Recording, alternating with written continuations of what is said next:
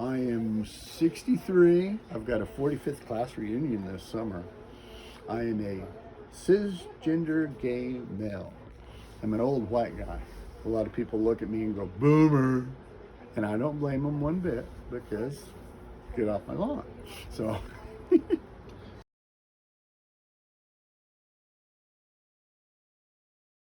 I didn't know what to call it until I was at university.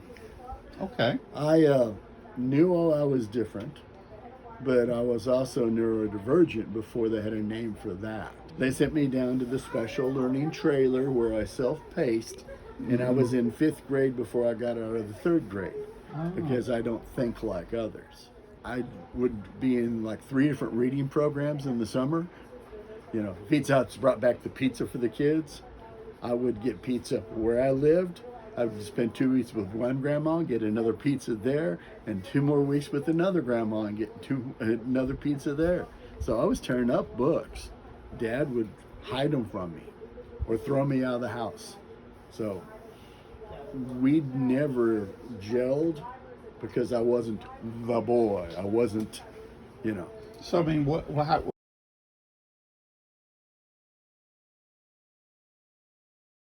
Well, Dad, when I was at scout camp, Dad decided to slip around. oh, So he was caught in infidelity, and Mom threw a fit about that. And she looked a lot like Maud. oh wow. Yeah, B. Arthur. And Yeah. she had that same spunk. And Oh. when I was 13, we moved out for the summer. It was like, Oh. we'll see who needs who. And he was lost without a woman in his life because he, instead of washing clothes, he would buy clothes. Instead of opening mail, he would just let it pile up. You know, parents, yeah, well, our grandparents were really important to me. I'd spent a lot of time with them. Grandpa, one of the biggest things he said to the rest of the family about me was like, he was a good kid till he went to college. Grandmas knew, moms knew, aunts knew. They didn't tell me. It would have made my life a lot easier.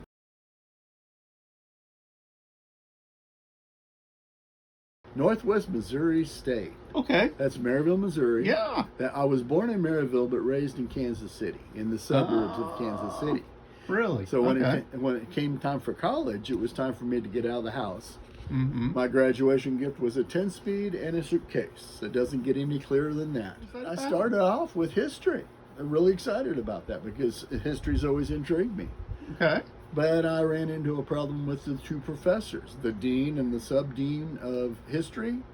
Both had their hearts set on me. And I had just discovered my sexuality. Oh my. But taking ancient civs, it's sort of hard not to realize that, well, that's what this is called. I changed my career path there. I switched to speech and theater with a psych minor. Really? I was still pre-professional, and I thought it was law, but when they made it legal for lawyers to advertise, I couldn't get behind that. I quit like that, close to it. I was in love, and I followed somebody to St. Joseph, Missouri. Sure. I did not graduate.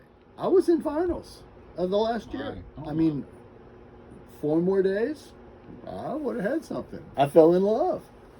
The problem is I fell in love with a narcissist. And I had a bad run with narcissists. Because my parents divorced, I told myself, I'm going to make this work. I'm going to make this work.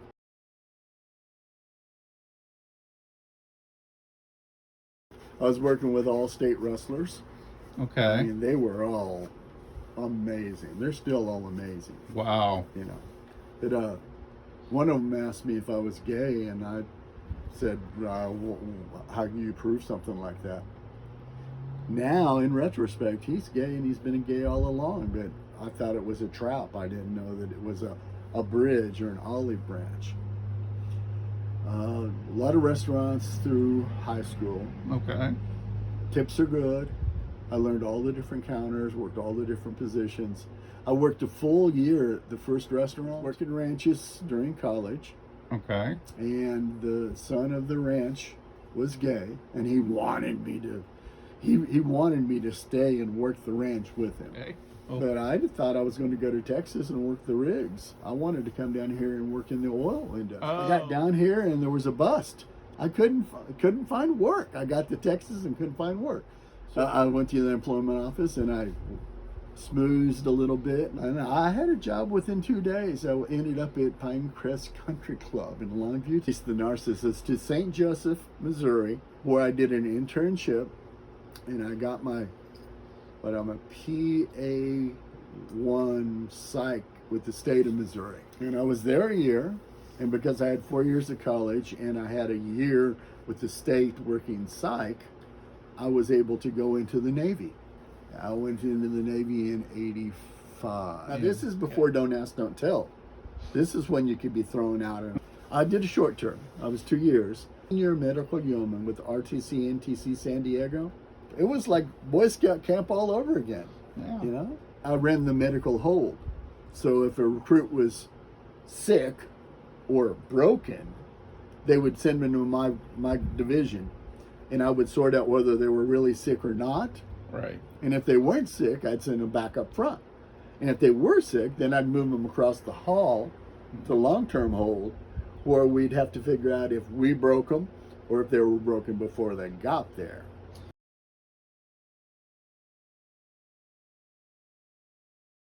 It was never said, Okay. but it was known. My entire staff was handpicked, and all of them were gay. But Interesting. we never said, I'm gay, you're gay, let's do it. We would just say, hey, I'll get you a job here. You know, and I would reel them in to keep them off the radar.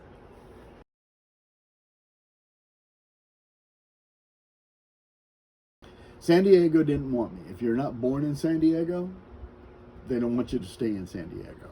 That's one of the interview questions. Which of the hospitals were you born at? And when they find out that you're former Navy, it's like, oh, we filled our quota. We don't have any jobs. We don't have any jobs. So I thought, well, I'll go home. I'll go back to the state hospital. I went back to Missouri. Got to the state hospital, and it's now a museum. I would do tractor trailer recoveries if somebody was driving a truck and they weren't allowed to drive a truck. Oh. I would track them down, camp out, and take their truck from them. Wow. And somebody helped me unload a truck, and they go, you could work at Blue Cross for real easy. So I moved to Sherman, started working at Blue Cross, and I'm still with the Blues. And 35 years later, I'm still with the Blues.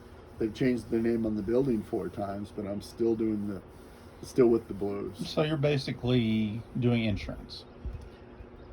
We are a Medicare contractor. Congress writes the rules, we interpret the rules, and then it's our job to make sure the rules are applied. So that's been a real rewarding career.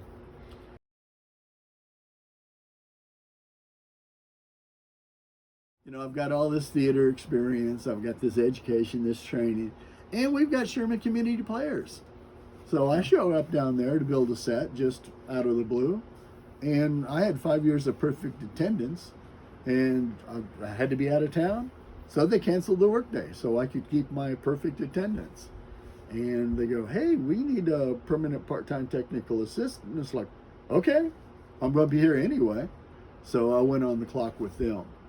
And when we were doing Hobbit, Leo was doing costumes and I was doing weaponry. I had to train him on how to use it. I also made the puppet. I made the dragon, Smog. He was doing costumes. I wanted to do costumes. We started palling around, and I realized he's a good guy.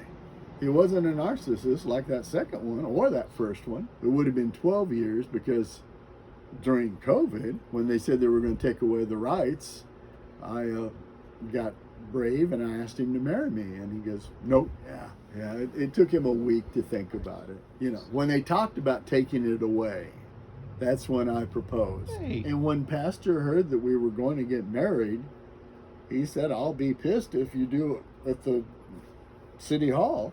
I want to be part of this. So we got married during COVID. It was a Zoom wedding. My sister-in-law and my nephew were front and center on the camera.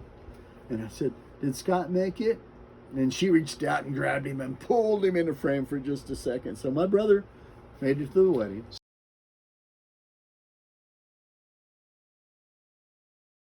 It's a little trite to say it gets better, but it does get better.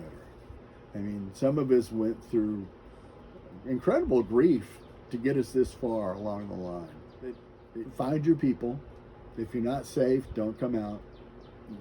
Coming out doesn't happen once, it comes out your whole lifetime. You'll have to come out over and over again.